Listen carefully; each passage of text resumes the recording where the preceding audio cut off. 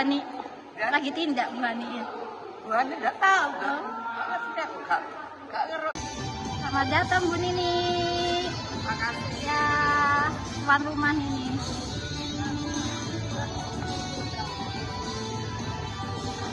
Oke.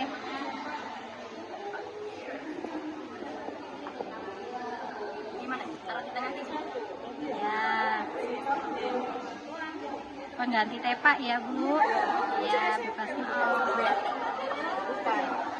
Memang khusus apa ya? Khusus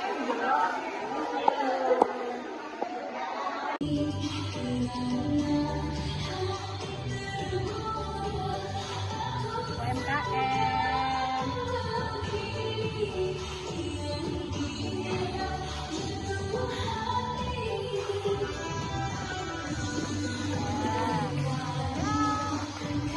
Mbak Titis, sudah lama tak berjumpa. repot di dapur.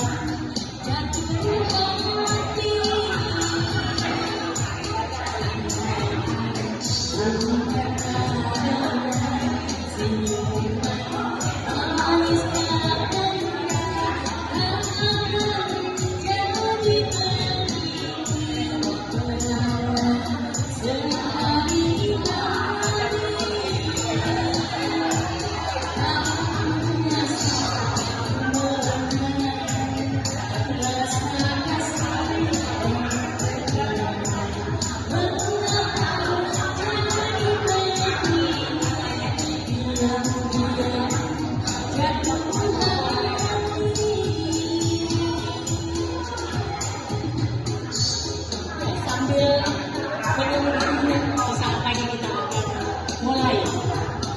Sebelum mulai kita akan awali dengan penampilan dari pendek Sakya Muda.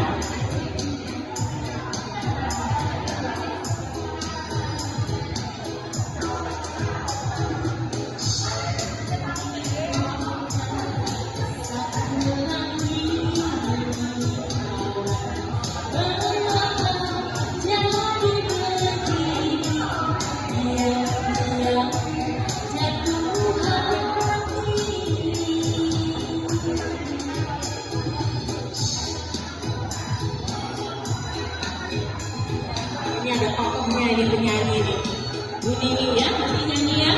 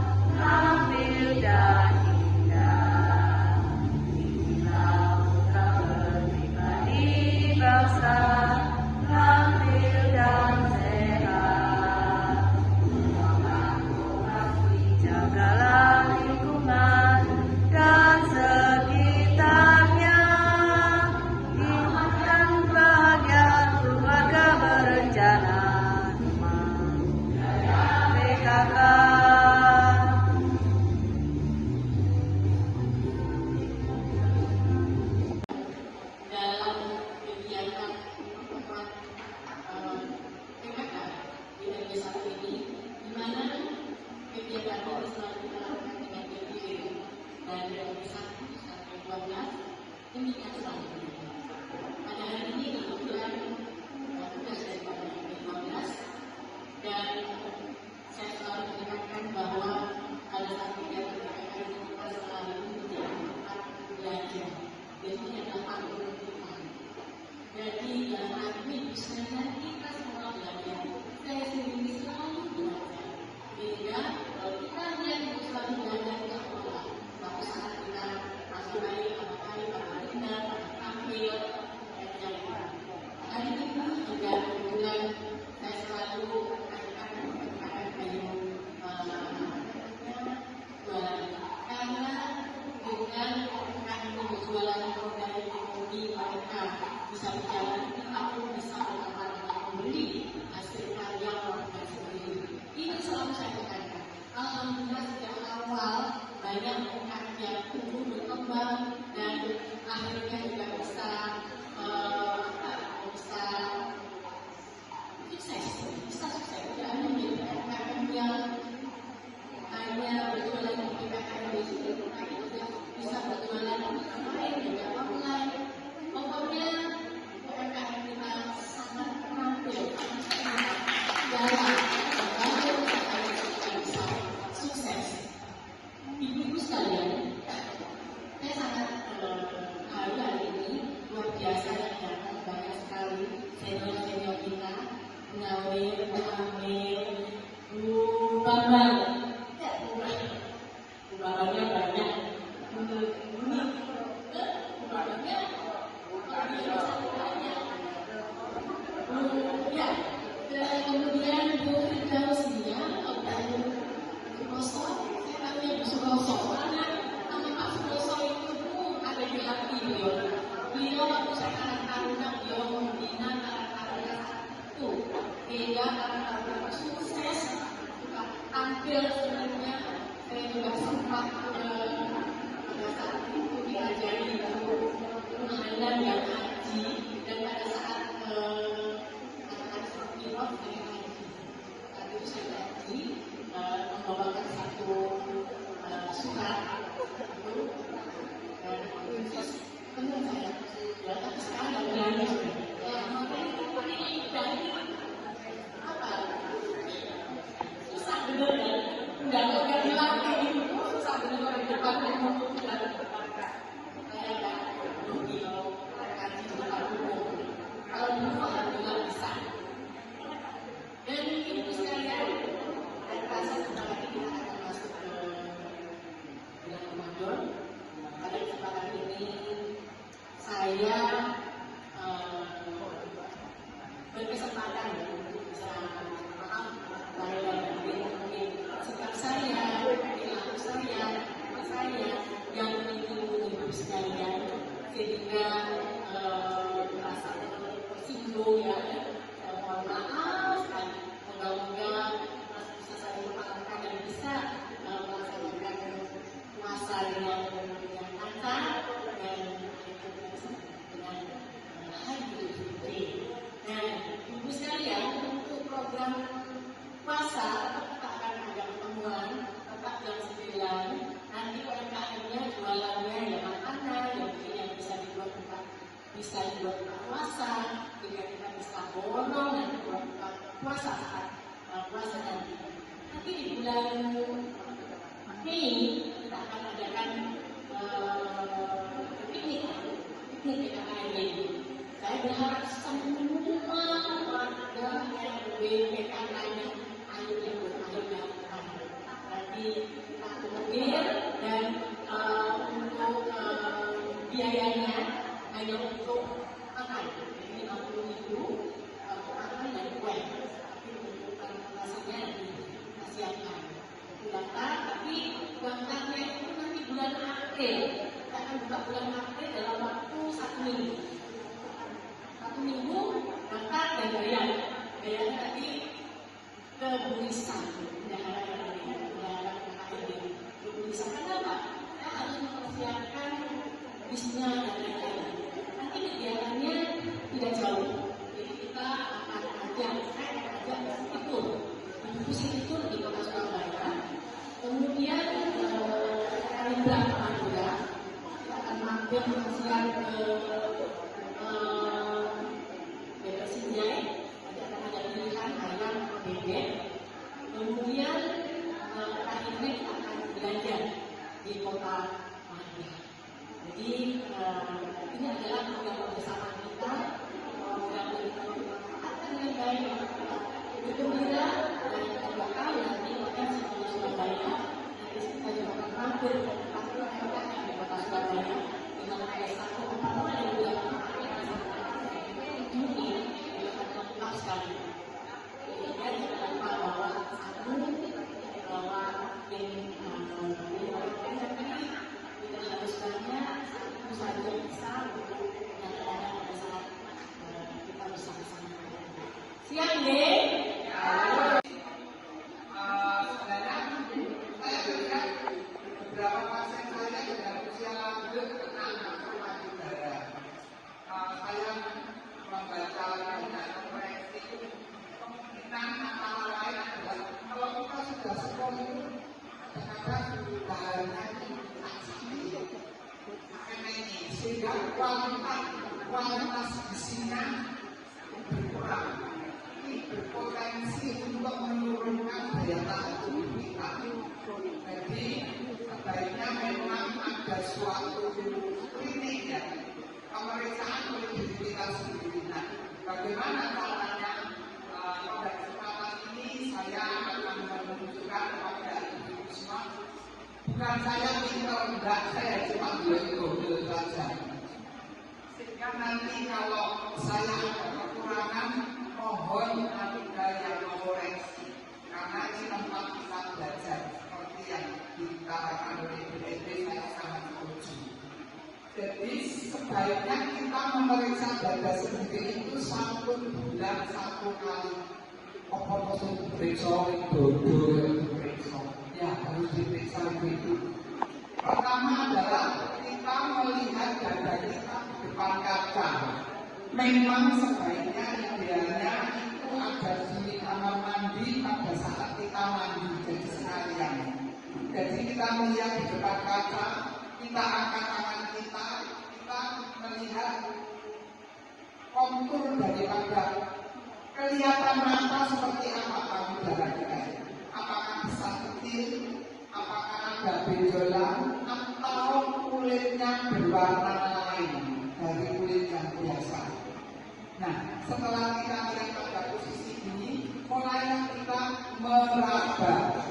Tapi jangan melihat tadi, kita lihat dulu putih mati kita. Apakah itu mendelep, ataukah itu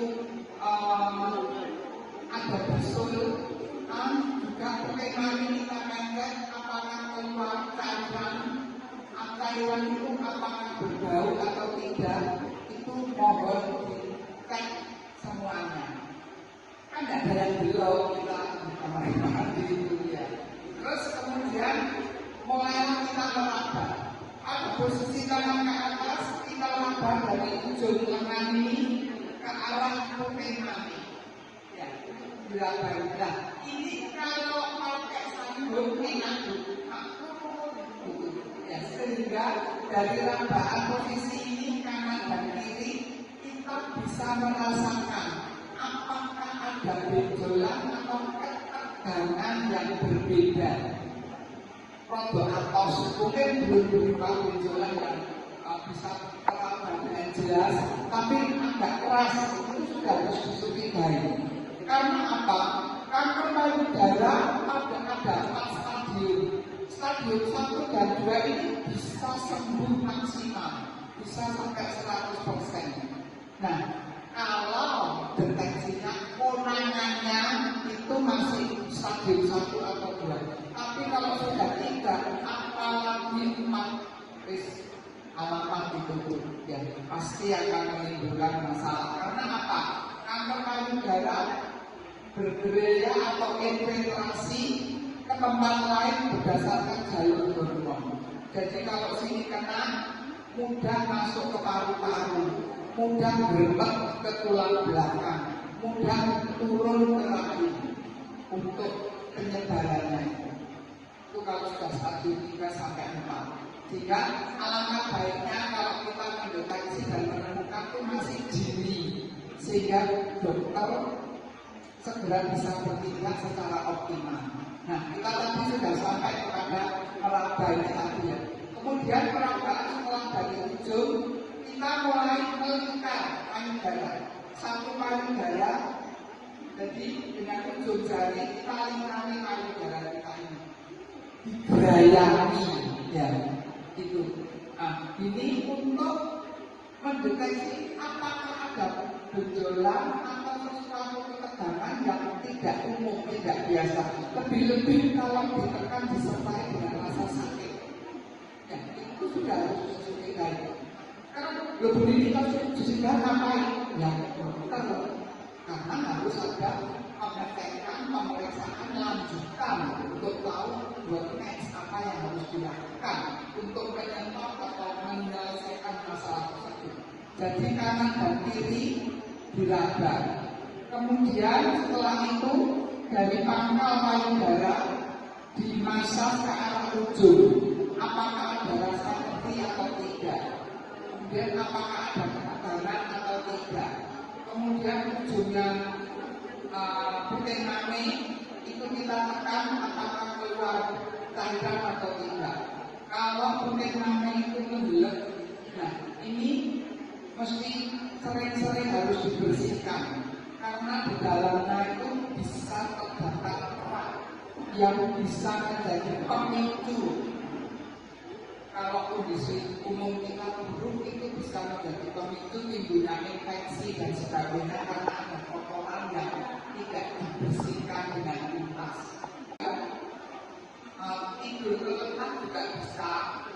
Nah itu kita miring ke kiri ya, kita tambah dari sisi kanan dari ketiak menuju ke arah ujung mani ini, ujung payudara. Apakah ada benjolan? Karena kanker payudara itu tidak hanya di payudara kita, tapi bisa menembak ke kelenjar di ketiak dan sekitarnya, sehingga perabaan karena miring itu diraba dari daerah samping tubuh ini di bawah ketiak menuju ke arah payudara. Itu juga miring satunya seperti itu untuk bisa keseluruhan area yang berpotensi menjadi kanker payudara bisa kita periksa dengan jari kita sendiri. Ya, tetapi di luar dari itu, marilah kita juga mendeteksi melihat isi kita seperti apa. Ya, karena itu juga pengaruh kepada daya tahan tubuh dalam melawan infeksi dan kecenderungan atau penyimpangan pertumbuhan sel yang tidak semestinya. Dengan tubuh yang lebih sehat, insya Allah kita bisa melindungi diri kita. Kalau laporan dari Amerika mengatakan di sana lebih banyak ditemukan dari UNSDD untuk tentang kesehatan reproduksi, tapi tidak boleh sama beliau. Terus ada sendiri, dan makanya tadi MC dikatakan seperti yang dikatakan oleh UMW bahwa kita ini adalah arena belajar kita sesungguhnya. Terus kemudian mulailah kita meraba. Ada posisi tangan ke atas, kita raba dari ujung lengan ini ke arah puting mani.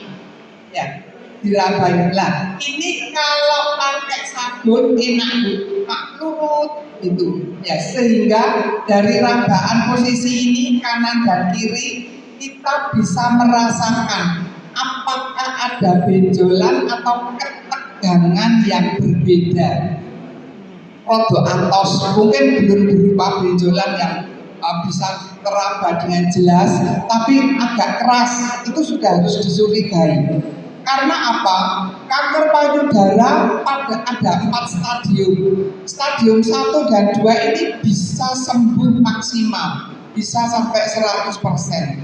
Nah, kalau deteksinya konangannya itu masih stadium 1 atau 2. Tapi kalau sudah 3, apalagi 4, alamat itu Bu, ya pasti akan menimbulkan masalah. Karena apa? Kanker payudara bergerilya atau infiltrasi ke tempat lain berdasarkan jalur hormon. Jadi kalau sini kena, mudah masuk ke paru-paru, mudah gremet ke tulang belakang, mudah turun ke rahim untuk penyebarannya. Itu kalau sudah stadium 3 sampai 4. Sehingga alangkah baiknya kalau kita mendeteksi dan menemukan itu masih dini, sehingga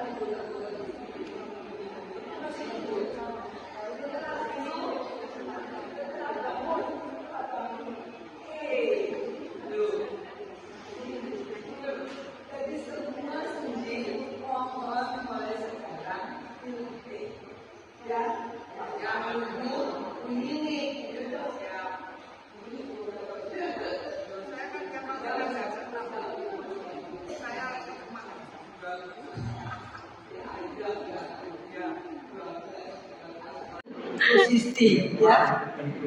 Jadi miring ke sana, miring ke sini tadi. Maksud saya not only tidak berapa mengerti ya. Memang saat ini banyak makanan kemasan, minuman kemasan, di mana di dalamnya mengandung bahan pengawet, bahan makanan, dan bahan-bahan aktivitas lain yang secara kesehatan memang kurang baik karena ada bahan-bahan yang memicu terjadinya suatu keganasan atau kanker. Bahan makanan itu apalagi yang mencolok dan sebagainya. Kalau ada pupuk yang mencolok sampai maksudnya, ya makanan yang lain juga itu makanan adalah banyak seperti itu, ya melayani, tapi itu justru bahan-bahan makanan yang sebetulnya bukan makanan, makanan untuk pakaian ya, konsumsi sebetulnya itu mengandung bahan-bahan yang memicu terjadinya kanker karena itu juga bahan pengawet juga demikian. Kira-kira hampir semua memakai bahan pengawet terutama untuk makanan-makanan yang diperkirakan tidak terbaik habis saat itu. Ya, jadinya begitu. Bahkan ada yang sabun ya di antara usaha-usaha makan yang besar ya itu pun tidak luput dari bahan pengawet. Karena siapa yang akan mau kalau perusahaan cateringnya tahu-tahu makanannya bersih ya kan tidak baik, jadi dia secara metodologi biasanya memberikan bahan pengawet. Sehingga untuk kita yang memasak sendiri di rumah sebaiknya sangat dihindari bahan mana kecuali kalau memang direkomendasikan untuk tanam gitu. Tapi kalau baik karena bahan makanan tidak enak tidak usah berpakai. Meskipun yang alamiah itu ya saja saya merasa ya kadang kita itu sulit membedakan kalau beli itu bahan makanan ini yang alamiah atau yang bukan ya kita tidak tahu. Kira hanya saja masih siklus haidnya masih normal. saya sedang menekos dan naik kaki, jadi waktu yang sebulan sekali untuk memeriksa payudara lagi untuk yang sudah sepuh bisa sekian saat. Tetapi yang masih muda, ibu-ibu muda, di mana siklusnya masih normal, kegiatan hormonalnya masih normal, itu ada fluktuasi dari hormon kita yang menunjukkan ada yang di dalam tubuh kita, sehingga ada waktunya hormon itu tinggi, ada waktunya hormon itu rendah, ya hormon estrogen dan progesteron.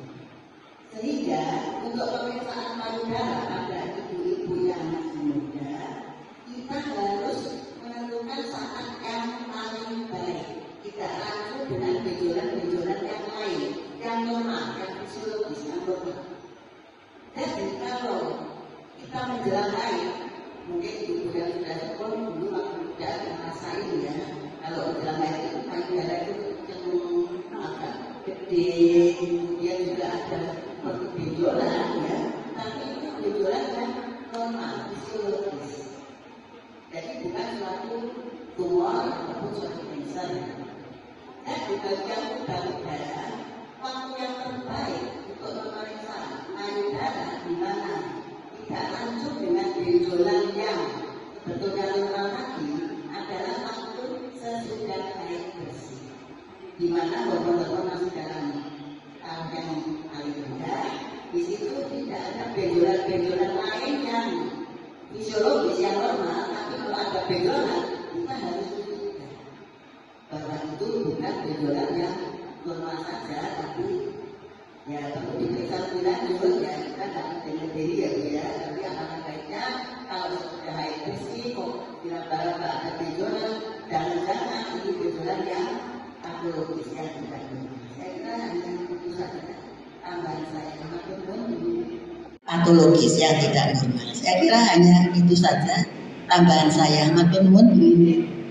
Matur nuwun Bu Dari, matur nuwun. Kalau saya lihat YouTube dan lain-lain itu makanan yang olahan, sosis, nugget, kaleng.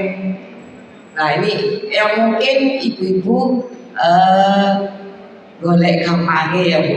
Yang oli puteranya nugget digoreng atau sosis digoreng, mungkin makanan kaleng, makarel, sarden dan lain-lain, dan mungkin minuman-minuman yang energi food drink mungkin seperti itu.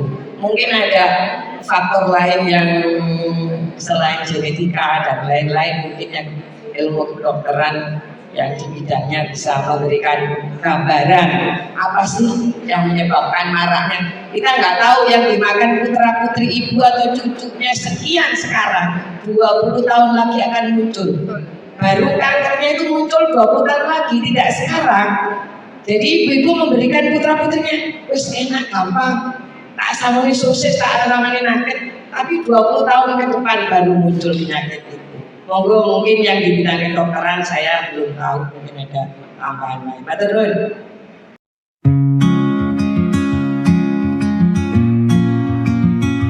I've seen skies in every shade of blue, but nothing shines like the light in you. There's a whole world hiding in your gaze, 1,000 stories, I can't look away. Every blink feels like a breath I lose, every glance I fall deeper into you. Like a current pulling me inside, drowning sweetly in your tide.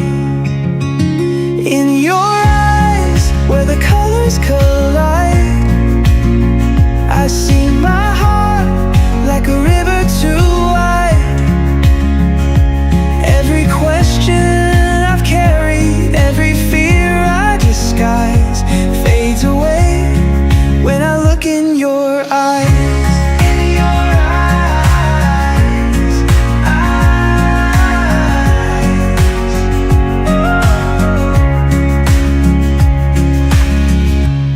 There's a spark that only darkness shows, like stars that shine when the silence grows. Even when you're quiet, your eyes still speak, telling secrets I'll spend forever to read. Every glance feels like a piece of fate, like the universe left this open gate. I could search the world for something new,